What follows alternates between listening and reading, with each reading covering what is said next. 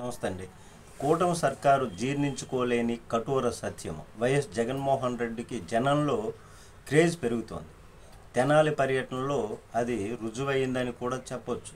ఇప్పుడు YCP full జోష్లో ఉంది. కార్యకర్తలు కానీ అభిమానులు కానీ ఇసుకేస్తే ఇసుక రాలనంత మట్టుగా జనం ఎవరంతటి వాళ్ళే ఎగబడుతూ పుష్పవర్షాన్ని కురిపించినటువంటి పరిస్థితి జగన్ పైన. జగన్ తెనాలి పర్యటనలో విమర్శలు ఏమైనా ఉండొచ్చు, కానీ ఆయన రాక కోసం వేలాదిగా ఎదురు చూడటాన్ని కొట్టిపారేస్తే అది దాని కర్మ అనుకోవాల్సిందే. జగన్కు క్రేజ్ పెరుగుతుంటే దాని అర్థం కూటమి పరంపర రోజు రోజుకి తరుగుతుందనే కదా. తెనాలిలో జగన్కు జనం వెల్లువెత్తడం వైసీపీలో జోష్ నింపింది. ఏడాది క్రితం వరకు జగన్ వద్దు బాబోయ్ అనుకున్నటువంటి జనమే ఇప్పుడు జగన్ ముద్దు అంటున్నారంటే భారీ తేడా కొడుతుందని ఆయన ప్రత్యర్థులు అర్థం చేసుకోవాలి. చేసుకోకపోతే వారిష్టం. రాజకీయాల్లో ఏదీ శాశ్వతం కాదు. పరిపాలనే అంతిమంగా రాజకీయ పార్టీల భవిష్యత్తును తేల్చుతుంది కూడా. ప్రతిపక్షంలో ఉన్న జగన్ ఈ ఏడాది కాలంలో జనానికి దగ్గరయ్యింది చాలా తక్కువ.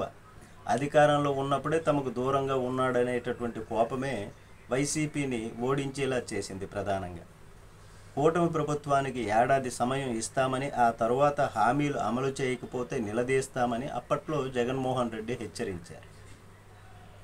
ఈ ఏడాది కాలంలో కూటమి సర్కారు అనుసరించినటువంటి ప్రజా వ్యతిరేక విధానాలే జగన్పై ప్రజల నమ్మకాన్ని పెంచాయి.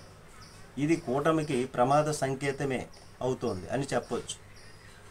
తెనాలికి జగన్ వెళితే వైసీపీ కార్యకర్తలు మాత్రమే వచ్చారులే అని కూటమి నేతలు అనుకుంటే అది వాళ్ళ ఇష్టం. కానీ క్షేత్రస్థాయిలో చంద్రబాబు పాలన పైన ఏదో అసంతృప్తి ప్రజల్లో ఉంది. ఎన్నికలకు ముందు చంద్రబాబు నాయుడు గారు ఇచ్చినటువంటి హామీల అమల్లో కాలయాపన, తప్పించుకునేటటువంటి ధోరణి, డైవర్ట్ విధానము ప్రజలకు నచ్చడం లేదు. ఇప్పుడు తాము మోసపోయామనేటటువంటి భావన వాళ్ళ మనసుల్ని గుచ్చేస్తుంది, వాళ్ళ మనసుల్ని తొలిచేస్తుంది. గతంలో జగనే మేలు అని బలమైనటువంటి ఓటు బ్యాంకు ఉన్నటువంటి వాళ్ళు కూడా ఇప్పుడు అనుకుంటున్నటువంటి పరిస్థితి ఏర్పడింది. అందుకే జగన్ జనంలోనికి వెళితే బ్రహ్మరథం పట్టేటటువంటి పరిస్థితి. ఇది జస్ట్ ఫర్ ట్రైలర్ మాత్రమే అని వైసీపీ నేతలు హుషారుగా చెప్తున్నటువంటి పరిస్థితి. మరి కూటమి సర్కారు జగన్మోహన్ రెడ్డికి ఈ అవకాశాన్ని ఇస్తుందా, దాన్ని రెక్టిఫై చేసుకుంటుందా చూడాలి. కామెంట్ చేయండి. నమస్తే.